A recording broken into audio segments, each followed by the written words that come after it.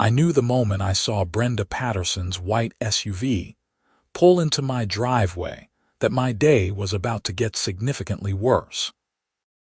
My name is Brian Norris, and I had just finished installing a whole house backup generator on my property in Ridgemont Springs, Arizona, a planned community about 40 miles outside Phoenix. The generator sat on a concrete pad I had poured myself, positioned exactly where the manufacturer recommended for optimal ventilation and noise reduction. It was tucked behind my garage, barely visible from the street, and far enough from property lines to comply with every code I could find. Brenda stepped out of her vehicle wearing her signature outfit: khaki capris, a crisp white polo shirt with the Ridgemont Springs HOA logo embroidered on the chest, and oversized sunglasses that probably cost more than my monthly water bill. She carried a leather-bound clipboard like it was a royal scepter. "Mr. Norris," she called out, her voice carrying that particular tone of disapproval that made my teeth clench. "I need to speak with you about an unauthorized installation on your property." I wiped the sweat from my forehead with the back of my hand. It was early June, and the Arizona heat was already brutal. "Brenda, what can I do for you?" She marched over to where the generator sat, her wedge sandals clicking against my concrete driveway. "This."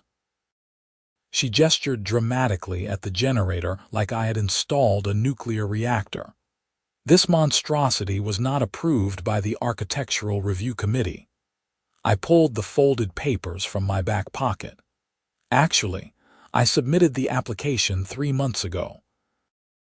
I even included the manufacturer specs, installation plans, and photos of the proposed location." "The committee rejected your application," Brenda said flatly. "I never received any rejection notice. That is not my problem." She made a note on her clipboard. "The generator must be removed immediately, or you will face daily fines of $200 starting tomorrow." My jaw dropped. $200 a day? Brenda, be reasonable. This generator cost me $12,000 to purchase and install. Our neighborhood is part of a private water system, and if the power goes out during summer, we lose all water pressure. I have 2 kids and a wife who need water. The covenant clearly states that all exterior modifications must receive written approval before installation." She tapped her pen against the clipboard. "You installed this without approval." "I applied for approval," I insisted, feeling my frustration building. "I did everything by the book. The committee has standards, Mr. Norris." "This generator is visible from the Hendersons' upstairs bathroom window. It creates an eyesore that negatively impacts property values." I stared at her. "The Hendersons' bathroom window. That's over 100 feet away, and there are 3 trees between our properties." "Nevertheless." Brenda straightened her sunglasses. "You have 24 hours to remove it, or the fines begin. Additionally, you will need to restore the concrete pad area to its original condition, which means removing the concrete and reseeding with grass matching the surrounding lawn." She turned on her heel and walked back to her SUV, leaving me standing in my own driveway, speechless and furious. My wife Emma came outside as Brenda drove away. "What did the HOA queen want now?" "She says I have to remove the generator," I said, still clutching the application papers. "Even though I applied for approval months ago." Emma's face fell. "But we need that generator. Remember last August when the power went out for 6 hours? We had no water, no air conditioning, nothing. The kids were miserable." "I know." I looked at the generator, thinking about the time and money I had invested. I am not taking it down without a fight. That evening, I drove to the HOA office, a small building at the entrance to our subdivision that Brenda treated like her personal kingdom. The office was technically open until 7 on weekdays, and I arrived at 6:30 to find Brenda still at her desk, typing away on her computer. I need to see my application file, I said without preamble. Brenda looked up, clearly annoyed by the interruption. The office is about to close. You have 30 minutes. I remained standing in the doorway. I want to see documentation of when my application was received, reviewed, and rejected. She sighed dramatically but pulled out a filing cabinet. After several minutes of searching, she produced a thin folder with my name on it. Inside was my original application, but nothing else. No review notes, no rejection letter, no documentation of any committee meeting where my request was discussed. Where is the rejection notice? I asked. It was sent to your address on file. No, it was not. I check my mail every day. I pointed at the folder. There is no copy here, no certified mail receipt, nothing. According to this, you received my application and then did absolutely nothing with it. Brenda's jaw tightened. The committee meets monthly. Your application was reviewed and rejected. Show me the meeting minutes. Those are confidential. Brenda, I am a homeowner in this community. I have a right to see how decisions affecting my property are made. I kept my voice level, but inside I was seething. Either show me documentation that my application was properly reviewed and rejected, or admit that you sat on it because you personally did not want me to have a generator. Her face flushed red. Mr. Norris, your tone is completely inappropriate. I am going to have to ask you to leave. I am leaving, I said. But this is not over. If those fines start tomorrow, I will be contacting an attorney. I walked out before she could respond, but I could feel her glare burning into my back. Over the next week, things escalated rapidly. True to her word, Brenda began assessing daily fines of $200. I received violation notices in my mailbox every single day, each one more threatening than the last. The language suggested I was some kind of criminal for having the audacity to install a backup power source for my family. I consulted with a real estate attorney named Marcus Webb, who had experience dealing with HOA disputes. After reviewing my documentation, he shook his head. This is textbook HOA overreach, Marcus said during our meeting at his office in Phoenix. You submitted a proper application. They failed to respond within the required time frame, and under Arizona law, that typically constitutes automatic approval. So what do? I asked. We send them a formal letter demanding they cease the fines and officially approve your generator installation. If they refuse, we file suit. Marcus leaned back in his chair. These cases can take months, though, sometimes years. I do not have years, I said. And I definitely cannot afford $200 a day in fines while we wait for the legal system. The fines are likely unenforceable, Marcus assured me. But you are right that this needs to be resolved quickly. Let me draft that letter today. 3 days later, Marcus's letter was delivered to the HOA via certified mail. Brenda's response came within 24 hours, a flat rejection. The HOA board, which consisted of Brenda and 2 of her friends who lived in the neighborhood, stood behind the decision. The generator had to go. Meanwhile, life in Ridgemont Springs continued. Our community was unique in that it relied on a private well system rather than municipal water. The subdivision had been built in the early 2000s, before the area was fully developed, and the original builder had installed a series of deep wells and a pumping station to serve the 300 homes in our neighborhood. The system worked well, but it was entirely dependent on electricity. If the power went out, the pumps stopped and water pressure dropped to nothing within minutes. Most homeowners did not think much about this arrangement. Power outages were rare, and when they did happen, they usually lasted less than an hour. But I had done my research. I knew that Arizona's electrical grid was under increasing strain from population growth and extreme weather. Summer monsoons could knock out power for hours or even days, and without power, our entire community would be without water. That is why I had installed the generator. Not just for my family's comfort, but because I genuinely believed it was a safety issue. On a scorching Tuesday in late June, I was at work when I got a call from Emma. "Brian, we just lost power," she said, her voice tense. "The whole neighborhood is out." I glanced at my watch. It was 2 in the afternoon. "Did you hear what caused it?" Someone on the neighborhood Facebook page said a transformer blew near the highway. "The power company is saying it could be 4 to 6 hours before they get it fixed." I felt a knot form in my stomach. "Check the water." There was a pause, then the sound of a faucet turning. "Nothing, no pressure at all." "Okay, listen," I said quickly. "The generator is there. I can walk you through starting it. Brenda said we will get fined if we use it." "Forget Brenda. Our kids need water and it is over 100 degrees outside." I grabbed my keys. "Actually, I am coming home. I will be there in 30 minutes. The drive back to Ridgemont Springs was tense. Traffic was heavy and the heat radiating off the pavement made everything shimmer.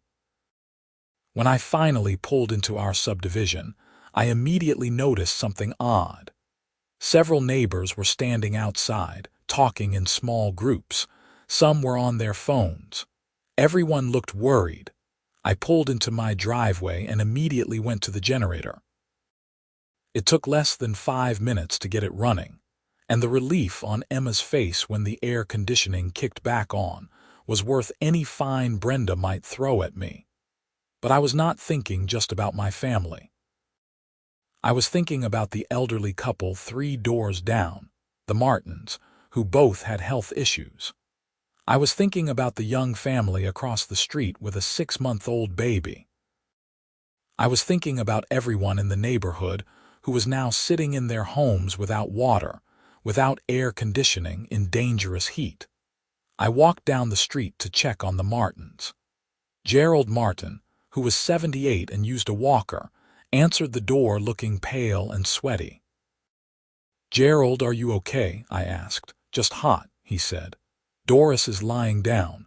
We cannot run the AC without power and we have no water to even wet some towels." "Come to my house," I said immediately. "I have the generator running. You will have AC and water." His eyes widened. "But I thought Brenda said you could not use that thing." "Brenda can bill me. Right now, you and Doris need to get out of this heat." Within an hour, my house had become an impromptu community center. The Martins were there, along with the young family from across the street, the Johnsons. Sarah Johnson was nursing her baby in our living room while her husband Tom filled up water bottles in the kitchen. Several other neighbors had stopped by to refill water containers, charge phones, or just cool off for a few minutes. Emma had risen to the occasion, organizing everything like a field general. She had the kids handing out cold drinks and had set up a charging station for phones and medical devices. That is when Brenda's SUV appeared. She marched up to my front door and pounded on it hard enough to make several people jump. I opened it to find her face red with either anger or heat, possibly both. "Mr. Norris, you are in direct violation of the HOA cease and desist order," she shouted. "That generator must be shut down immediately."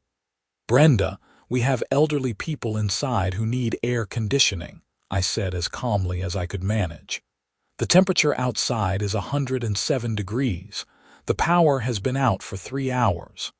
That is not my concern. The rules are the rules." Gerald Martin appeared behind me, leaning on his walker. "Young lady, I am 78 years old with a heart condition. My wife has diabetes. Without AC and water, we could end up in the hospital or worse. This man is helping us." Brenda's expression did not soften one bit. "There are cooling centers in Phoenix. You can go there." "Phoenix is 40 miles away," I said, my patience evaporating. These people need help now and I have the means to provide it. I am not shutting down the generator." "Then your fines just doubled," Brenda snapped. $400 per day, effective immediately. "And I am calling a special board meeting tonight to discuss placing a lien on your property." She spun around and stalked back to her SUV. Several of my neighbors who had witnessed the exchange stood staring in disbelief. "Is she serious?" Tom Johnson asked. "She would rather have people suffer than bend the rules." I did not have an answer for him, but I knew one thing for certain. This situation was spiraling out of control. The power finally came back on around 7 that evening, nearly 5 hours after it had gone out. By that time, word had spread throughout the neighborhood about what had happened. Some people thought I was a hero for helping neighbors. Others thought I was a troublemaker who should have just followed the HOA rules. The neighborhood Facebook page exploded with arguments. Marcus, my attorney, called me that evening after I texted him about the day's events. "She threatened to lien your property," he asked, sounding genuinely shocked. "Over a generator that you are using in an emergency. That is what she said. Brian, this is getting out of hand. I am going to file for an injunction first thing tomorrow morning. We need a judge to order them to stop these fines while we sort out the underlying issue." "How long will that take?" "If we are lucky, we can get a hearing within 2 weeks. In the meantime, document everything. Every conversation with Brenda, every fine notice, every incident. And if another emergency happens, do what you need to do to keep people safe. No judge is going to penalize you for that." The special board meeting Brenda had threatened happened the following evening. It was held at the HOA office, and notices had been posted around the neighborhood announcing that the topic was enforcement action against 2847 Desert Willow Drive, which was my address. I attended with Marcus. About 50 other homeowners showed up as well, which was unusual. Most HOA meetings drew maybe a dozen people at best, but this controversy had clearly struck a nerve. Brenda sat at a folding table at the front of the room with the 2 other board members. Patricia Helms, a retired school teacher who lived for rules and regulations, and Sandra Chen, who owned a real estate company and seemed primarily interested in anything that might affect property values. "This meeting will come to order," Brenda announced, banging a wooden gavel that looked like it had been purchased from a toy store. "We are here to discuss the ongoing violation at 2847 Desert Willow Drive and determine appropriate enforcement action." Marcus stood up. "Before we begin, I would like to state for the record that I am Marcus Webb, attorney for Brian Norris. My client submitted a proper application for the generator installation in question 3 months ago. The HOA failed to respond within the legally required time frame, which under Arizona revised statutes constitutes automatic approval. Furthermore, the fines being assessed are excessive and punitive, and we will be seeking an injunction against them." Brenda's face tightened. "The application was rejected by the Architectural Review Committee." "Then produce the documentation," Marcus said calmly. "Show us the committee meeting minutes where this was discussed and voted on. Show us the rejection letter that was supposedly sent to my client." There was an uncomfortable silence. Patricia Helms whispered something to Brenda, who shook her head. "Those documents are not available at this time," Brenda finally said. "Because they do not exist," Marcus replied. "The truth is, you sat on my client's application because you did not want him to have a generator. Now you are trying to bully him into removing it with excessive fines and threats of liens." Several homeowners began talking at once. Brenda banged her gavel repeatedly. "Order, I will have order." She glared at Marcus. "Mr. Webb, you are out of line. The board has the authority to enforce community standards as we see fit. An older man I recognized as David Fletcher stood up from the audience. "Brenda, I have a question. What is the HOA's plan if we have another extended power outage? Last summer we had that 3-day blackout during the heat wave. People were suffering. If Brian's generator can help people, why are we fighting him on this?" "Hear, hear," several people called out. Sandra Chen leaned forward. "I think David raises a good point. Maybe we should be looking at this from a community safety perspective." Brenda shot her a look that could have melted steel. "The rules exist for a reason, Sandra. If we let one person break them, everyone will want to break them." "But he did not break them," a woman called out. "He applied for permission." The meeting devolved into chaos after that, with people shouting over each other. Brenda tried to maintain control, but it was clear she was losing the room. Finally, she called for a vote on whether to place a lien on my property. Patricia voted yes. Sandra voted no. Brenda, as president, cast the tie-breaking vote. Yes. Marcus immediately stood. "Let the record show that we will be challenging this action in court. This lien is illegal and unenforceable." We left the meeting to scattered applause from some homeowners and angry mutters from others. The community was clearly divided. Over the next 2 weeks, the situation became the talk of Ridgemont Springs. Local news picked up the story after someone tipped them off, and suddenly, I had reporters calling me asking for interviews. I declined most of them, not wanting to turn this into a media circus, but the story ran anyway. "HOA threatens homeowner over emergency generator," read one headline. "Power struggle in Ridgemont Springs," read another. The attention put pressure on the HOA board, but Brenda refused to budge. If anything, she doubled down. The fines continued to accumulate on paper, though Marcus assured me they would never hold up in court. The lien paperwork was filed with the county, though it had not been executed yet. Then, in mid-July, everything changed. Arizona was experiencing a record-breaking heat wave. Temperatures had been above 110 degrees for 7 straight days. The power grid was strained to its limit as everyone ran their air conditioners at full blast. I was at home on a Saturday afternoon when the power went out again. This time, it was not just our neighborhood. According to the news, a major transmission line had failed, and over 50,000 customers across the region were without power. The utility company estimated repairs would take at least 24 hours. I immediately started my generator. Within minutes, I had my house up and running. But I knew this was going to be different from the last outage. This was not going to be resolved in a few hours. People were going to need help. Emma and I opened our doors to neighbors again. The Martins came over immediately. So did several other families with young children or elderly relatives. My house became a refuge once more. But here is the thing. My generator could only power my house. It could not power the neighborhood water pumps. Those pumps were located in a utility building near the entrance to the subdivision, and they required a much larger power supply than my residential generator could provide. As the hours ticked by, the reality of the situation set in. Without water, people could not flush toilets.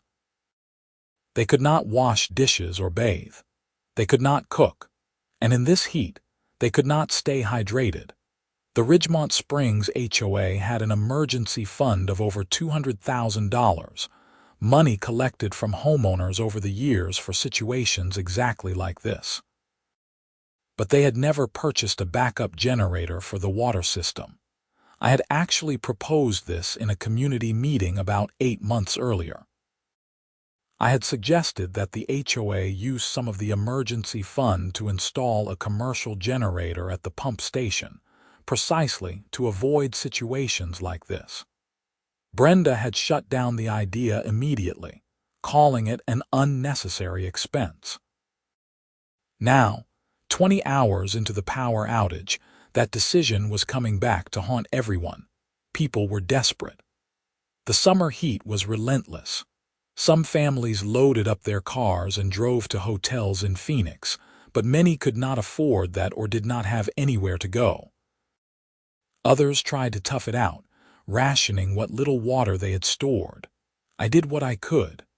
I let people come to my house to fill water jugs. I filled my own bathtubs and sinks to create a reserve. Emma organized a system where people could sign up for time slots to come charge devices, cool off, or get water. It was like running a disaster relief operation out of our living room. On Sunday morning, the second day of the outage, David Fletcher knocked on my door. He looked exhausted. "Brian, we need your help," he said. "The HOA needs to set up a community emergency center, but Brenda is refusing to acknowledge the crisis. Some of us are trying to organize on our own, but we need someone who knows about power systems and generators." "What do you need?" I asked. "We are trying to figure out if there is any way to get the water pumps running." "Do you know anything about that system?" I thought for a moment. "I have looked at the pump house before when I was researching my own generator. The system there needs about 50 kilowatts to run properly. That is way beyond what residential generators can provide. But I think the HOA could rent a commercial generator that size from a construction equipment company." David's face lit up. "Could you help us organize that, if Brenda will let me anywhere near the pump house?" "Let me worry about Brenda." Within an hour, David had assembled a group of about 20 homeowners who were ready to take action. We held an impromptu meeting in the shade of a large mesquite tree in the community park. The mood was grim but determined. "The power company is now saying it could be 48 to 72 hours before power is restored," David told the group. "We cannot wait that long. People are going to get sick. We need water." "What about the HOA?" someone asked.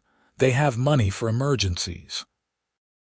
"Brenda says using emergency funds requires a board vote, and they cannot get a quorum together because Sandra Chen is out of town visiting her daughter," David explained. "She is stonewalling." A woman named Lisa Martinez, who was a nurse, spoke up. "I have already heard about 3 people going to the hospital for heat-related issues. This is getting dangerous." I raised my hand. "I might have a solution, but it is going to cost money up front. There is an equipment rental place in Temp that has commercial generators. If we can get one here and hook it up to the pump system, we can get water flowing again." "How much?" David asked. "For a generator that size, probably around $3,000 to rent for a week, plus delivery and fuel." "I will put in 500, David said immediately. "Same," Lisa said. Others began pledging amounts. Within 10 minutes, we had commitments for over $4,000. I was stunned by how quickly the community came together when their backs were against the wall. "Okay," I said. "Let me make some calls." I contacted 3 equipment rental companies before I found one that had a suitable generator available and could deliver it that day. The owner, a gruff man named Ray, sounded skeptical when I explained what we needed it for. "You are telling me your HOA does not have backup power for your water system?" he asked. "Correct." "That is insane. You are in Arizona. Power outages happen. Trust me, I know. Can you help us or not?" Ray agreed to deliver the generator by early evening. The cost was $3,500 for a week rental, including delivery and setup. I gave him my credit card information and prayed this was going to work. The next challenge was getting access to the pump house. David and I drove to Brenda's house, which was a large Spanish-style home with an immaculate lawn that must have cost a fortune to keep green in the desert. Brenda answered the door looking harried. Her usually perfect hair was disheveled, and she was not wearing makeup. "What do you want?" she asked bluntly. "Brenda, we need the keys to the pump house," David said. "We are bringing in a generator to get the water running." "Absolutely not. That is HOA property. I cannot let unauthorized people access it." "People are suffering," I said, trying to keep my voice calm. "We have been without water for over 30 hours. This heat is dangerous. The power will come back on soon." "The power company is saying another 2 days at minimum," David said. "Brenda, be reasonable." "No." She started to close the door. "I am not authorizing this." David put his foot in the doorway. "Then I am calling an emergency meeting of the homeowners. We will vote to remove you as president and override your decision." Brenda's eyes widened. "You cannot do that." "Yes, we can. It is in the bylaws. Any 50 homeowners can petition for a recall vote in the event of an emergency." David pulled out his phone. "I have 123 signatures on an electronic petition. I collected them this morning. Now give us the keys, or we will do this the hard way." For a long moment, Brenda just stared at him. Then, without a word, she disappeared into her house and returned with a key ring. "Fine," she said coldly. "But when this all blows up in your faces, do not come crying to me." She practically threw the keys at David and slammed the door. The pump house was a concrete block building about 15 feet square. Inside was a maze of pipes, valves, and electrical equipment that controlled the flow of water from the wells to the neighborhood. I spent about 30 minutes studying the system, taking photos with my phone, and trying to understand how everything connected. By the time Ray arrived with the generator on a flatbed truck, I had a pretty good idea of what needed to be done. Ray was a big man with a gray beard and the weathered look of someone who had spent decades working outdoors. "This the place?" he asked, eyeing the pump house skeptically. "This is it." He backed the truck up, and we unloaded the generator. It was a massive yellow machine mounted on a trailer, nothing like my residential unit. This thing could power a small factory. Ray walked me through the connection process. We had to wire the generator into the building's main electrical panel, essentially creating a temporary power source to replace the grid. It took us nearly 2 hours, working in the oppressive heat, but finally, Ray threw the switch. The generator roared to life with a deep, powerful rumble. Inside the pump house, motors began to hum. Pipes clanked and groaned as water started flowing through them again. David, who had been monitoring the pressure gauge, let out a whoop. "We have pressure. It is working." A small crowd of neighbors had gathered to watch. When they heard the news, a cheer went up. People actually hugged each other. I stepped outside and walked to a nearby drinking fountain. When I pressed the button, water came out in a beautiful, clear arc. It was one of the most satisfying things I had ever seen. For the next 2 days, that generator kept our community's water flowing. The power finally came back on Monday evening, 68 hours after it had first gone out. When it did, we disconnected the generator, and Ray came to pick it up the next morning. "You folks did good," Ray said as he loaded the generator back onto his truck. "Most communities would have just sat around waiting for someone else to fix their problems." After Ray left, I thought the crisis was over. I thought maybe, just maybe, this would be the end of the conflict with Brenda and the HOA. I thought people would see how important backup power was, and that I had been right all along. I was wrong. 3 days after the power was restored, I received a certified letter from the HOA. Inside was a notice that I was being fined $10,000 for unauthorized access to HOA property and illegal modification of community utilities. I read the letter 3 times, certain I was misunderstanding something. But no, it was clear.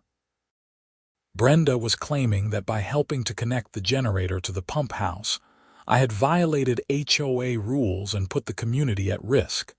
I immediately called Marcus. "She did what?" he asked, sounding as incredulous as I felt.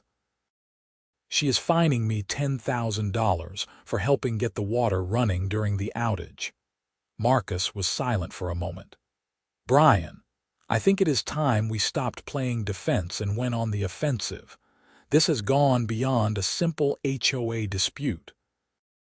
Brenda is engaging in what looks like harassment and retaliation.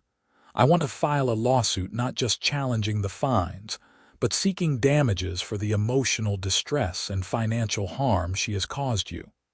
How long will that take? Months, probably. But here is the thing. We are not the only ones with a case. The HOA itself may be liable for negligence.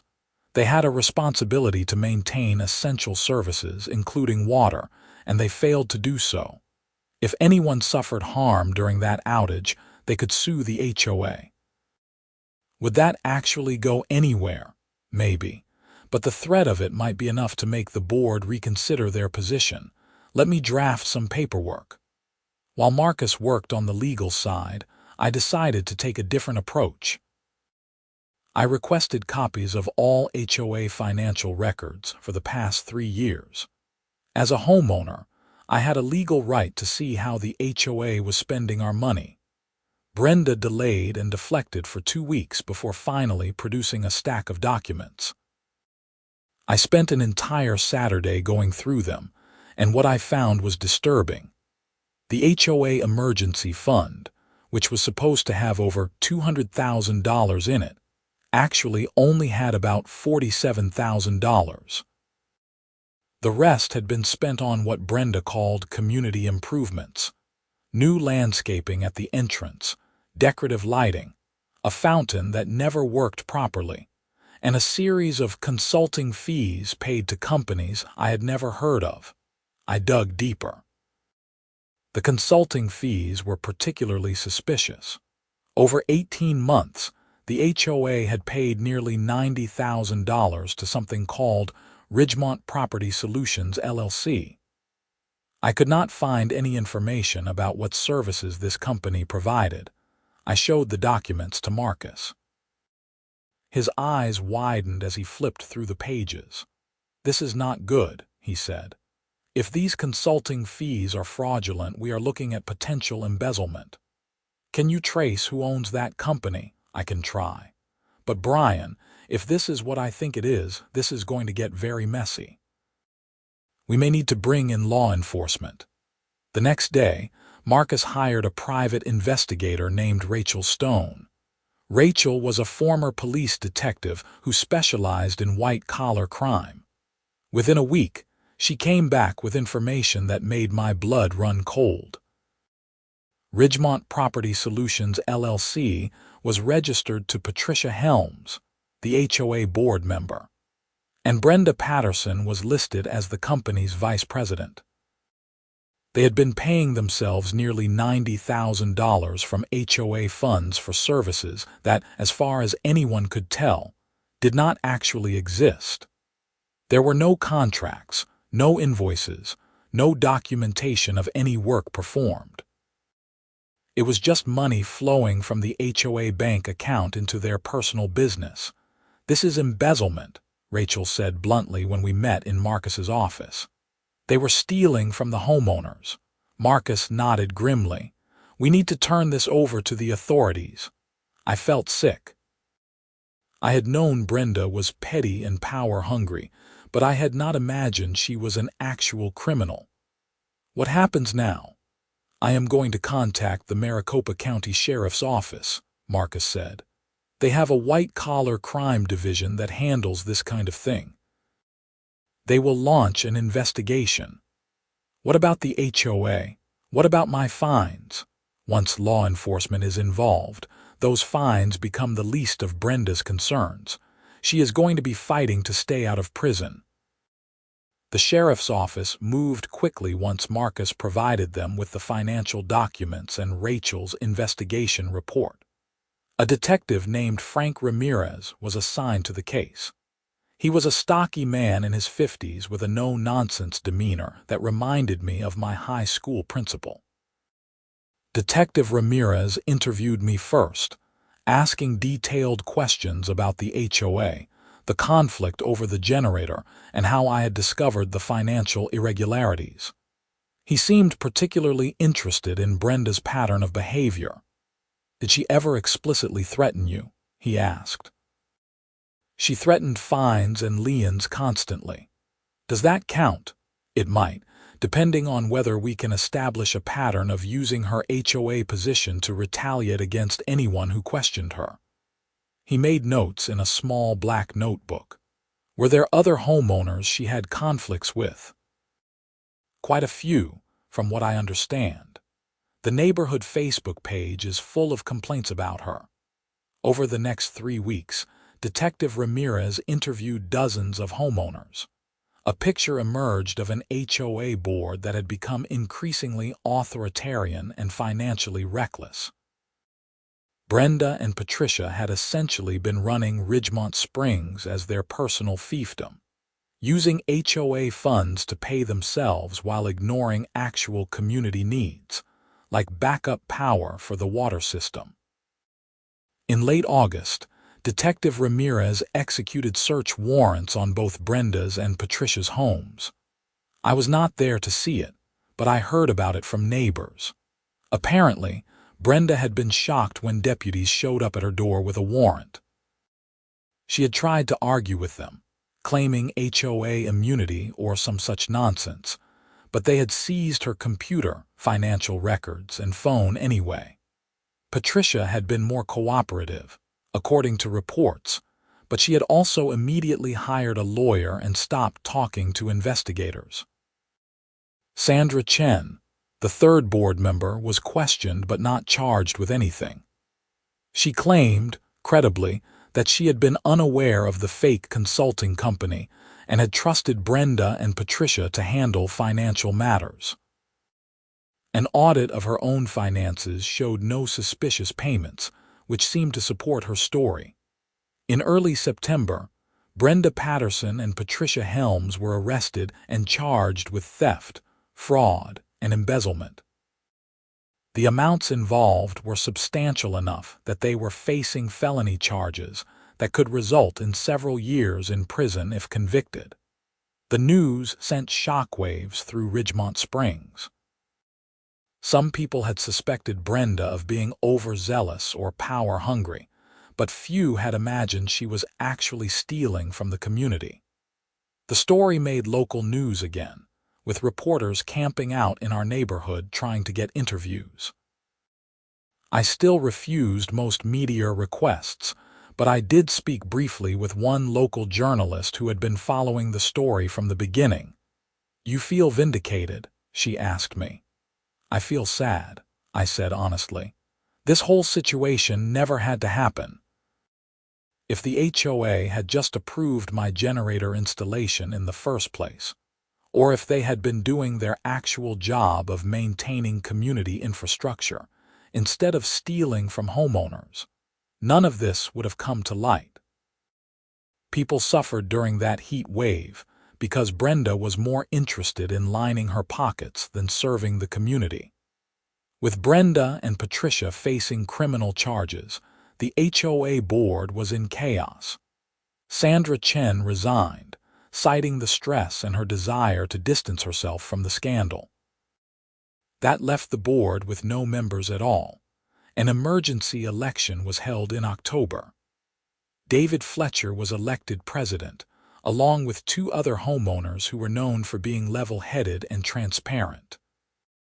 One of their first acts was to officially approve my generator installation retroactively and void all the fines Brenda had assessed against me. "We owe you an apology," David said at the meeting where the vote took place. "You were right about the need for backup power, and you were treated terribly for it. On behalf of the HOA, I am sorry." There was applause from the assembled homeowners. It felt good to be vindicated, but I also felt a strange emptiness. So much time and energy had been wasted on this conflict. The new board also voted to use what remained of the emergency fund, plus a special assessment on homeowners, to purchase and install a permanent backup generator at the pump station. They hired a professional contractor, got all the proper permits, and had the system installed within 2 months. I was asked to consult on the project, which I was happy to do. As for Brenda and Patricia, their legal troubles dragged on through the fall and into winter. They both initially pleaded not guilty, but faced with overwhelming evidence including bank records, emails, and testimony from multiple witnesses, they eventually accepted plea deals. In January, about 7 months after I first installed my generator, they were sentenced.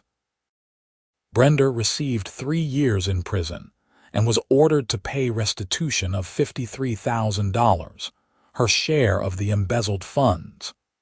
Patricia received 2.5 years and had to pay back $37,000. Both women were also barred from serving on any HOA board in the future. I attended the sentencing hearing. Brenda looked small and defeated in her orange jail jumpsuit, nothing like the intimidating figure who had marched up my driveway with her clipboard months earlier. When given a chance to speak, she made a brief statement apologizing to the community, but also trying to justify her actions by claiming the money had been used for HOA purposes, which the judge curtly noted was contradicted by the evidence. Patricia was more genuinely remorseful, crying as she apologized to the homeowners she had betrayed. But the judge was unmoved. He noted that both women had been in positions of trust and had violated that trust repeatedly and deliberately. As I sat in that courtroom, I thought about how the whole situation had started with such a simple thing: a generator to keep my family safe. I had never imagined it would lead to criminal charges and prison sentences, but in a way, it made sense. The same arrogance and disregard for rules that made Brenda think she could ban my generator despite proper procedures was the same arrogance that made her think she could steal from homeowners without consequences. After the sentencing, I drove back to Ridgemont Springs. It was a clear winter day, cool and pleasant. As I pulled into my subdivision, I saw the new backup generator at the pump station, enclosed in a nice sound-dampening shelter that made it barely audible. Next to it was a plaque that read, "Emergency Backup Power System, installed January 2026. May we never need it, but it is here when we do." My own generator sat behind my garage where it had always been, quiet and ready. I had not needed to run it since the summer heat wave, but knowing it was there gave me peace of mind. Emma was in the kitchen when I got home, making dinner while our kids did homework at the table. She looked up as I walked in. "How did it go?" she asked. "They both got prison time. It is over." She came over and hugged me. "I am proud of you. You stood up for what was right even when it was hard." I hugged her back, grateful for her support through all of this. "I just wanted a generator. I never wanted any of this drama." "I know. But sometimes doing the right thing means fighting for it. You showed a lot of people that HOAs are not supposed to be little dictatorships. They are supposed to serve the community." That evening, David Fletcher called to tell me that the HOA had recovered about $30,000 from Brenda and Patricia through asset seizures, even before the formal restitution payments began. The money was being used to replenish the emergency fund and make some needed repairs to the community's water system.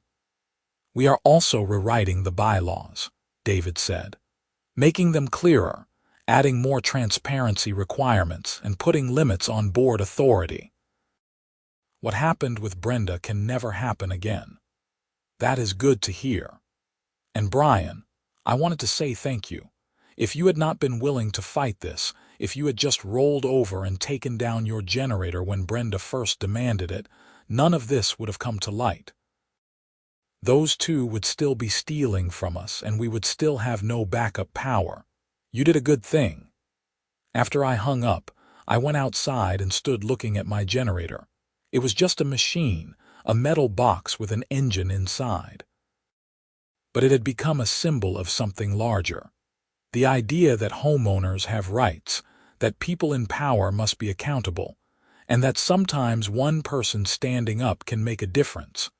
The months that followed were peaceful. Life in Ridgemont Springs returned to normal, or at least a new normal. The HOA board operated transparently, holding regular meetings and publishing detailed financial reports. Homeowners felt more engaged and less like subjects of an authoritarian regime. In April, we had a brief power outage during a spring storm. The community backup generator kicked on automatically, and water service continued uninterrupted. I received several texts from neighbors thanking me for pushing the issue. It felt good to know that the fight had been worth it. My conflict with the HOA taught me several lessons. First, that rules and procedures exist for a reason, and when those in charge ignore them, it creates opportunities for corruption. Second, that standing up for what is right often comes with a cost, but it is a cost worth paying. And third, that communities are stronger when people work together instead of letting petty tyrants divide them. I also learned that sometimes the person creating the most problems is hiding bigger problems underneath. Brenda's aggressive campaign against my generator was not really about property values or aesthetics. It was about control and diversion. She did not want anyone looking too closely at HOA operations because she was afraid of what they might find. As spring turned to summer in Arizona, I found myself grateful for air conditioning, cold water, and the quiet hum of my generator when I tested it monthly. I was grateful for neighbors who had become friends through adversity. And I was grateful that justice, though slow, had eventually prevailed. The case of Brenda Patterson became something of a cautionary tale in HOA circles around Phoenix. Articles were written about it in homeowner publications, and lawyers used it as an example in seminars about HOA governance. Some people started calling it the Ridgemont Springs scandal, or the generator that exposed embezzlement. For me, it was just the time I tried to install a backup power source for my family and ended up uncovering corruption. I never set out to be some kind of HOA crusader or whistleblower. I just wanted to keep my home safe and comfortable during emergencies. But life has a way of taking us down unexpected paths. My simple generator installation had led to community upheaval, criminal investigations, and ultimately positive change. It was not the outcome I had anticipated when I first submitted that application to the Architectural Review Committee, but it was the outcome we needed. Today, when I drive through Ridgemont Springs and see that backup generator at the pump station, I feel a sense of satisfaction. When I see neighbors chatting and kids playing without the dark cloud of HOA corruption hanging over everything, I know the struggle was worthwhile. Brenda Patterson is in prison now, where she will stay for another 2 years. Patricia Helms is also serving her sentence. They threw away their freedom and their reputations for less than $100,000 split between them. It seems like such a waste, but from that waste came renewal. The community is stronger now. The HOA is more accountable. And if another emergency strikes, we are prepared in ways we never were before. Sometimes I wonder what would have happened if I had just accepted Brenda's initial rejection. If I had removed the generator and forgotten about it, the embezzlement might have continued for years.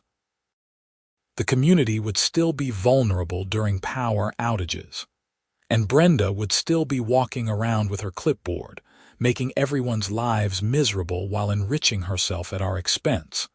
But I did not back down, and that made all the difference.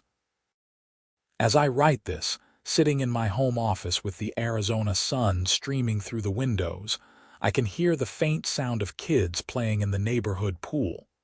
Life is good in Ridgemont Springs. The drama is behind us.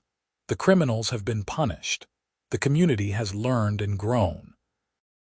And my generator sits ready, just in case we ever need it again. Because being prepared is not about breaking rules or causing trouble. It is about responsibility, foresight, and caring enough about your family and community to do what is necessary to protect them. That is all I ever wanted. And in the end, despite everything that happened, that is what I got. My family is safe, my community is protected, and justice was served. The whole experience taught me that HOAs can be forces for good when run properly, but they can also become vehicles for petty tyranny and worse when the wrong people get control. It taught me the importance of transparency, accountability, and active participation in community governance. And it taught me that sometimes one person really can make a difference, even if the path to that difference is longer and harder than anyone expected. So now, when friends ask me about the HOA incident, I tell them the whole story. I tell them about Brenda's clipboard and threats, about the heat wave and the community coming together, about discovering the embezzlement and seeing justice done. And I tell them the most important lesson: never underestimate the importance of standing up for what is right, even when it is difficult, even when it costs you something, even when the outcome is uncertain, because in the end, doing the right thing is always worth it. My generator proved that. A simple machine designed to keep the lights on during emergencies ended up illuminating corruption and bringing light to a community that had been operating in darkness for too long. And that is a pretty good outcome for a $12,000 generator installation that was supposed to be a simple weekend project. Life in Ridgemont Springs continues, better than before, stronger than before. The scars of the conflict have healed, leaving behind wisdom and better systems. And every time I test my generator and hear it roar to life, I am reminded that sometimes the smallest acts of preparation and resistance can lead to the biggest changes. That is my story. That is how an HOA banned my generator placement, then lost emergency power for the entire water system, and how that led to uncovering corruption, criminal prosecution, and ultimately positive change for an entire community. It was not the story I expected to live, but it was the story I needed to tell.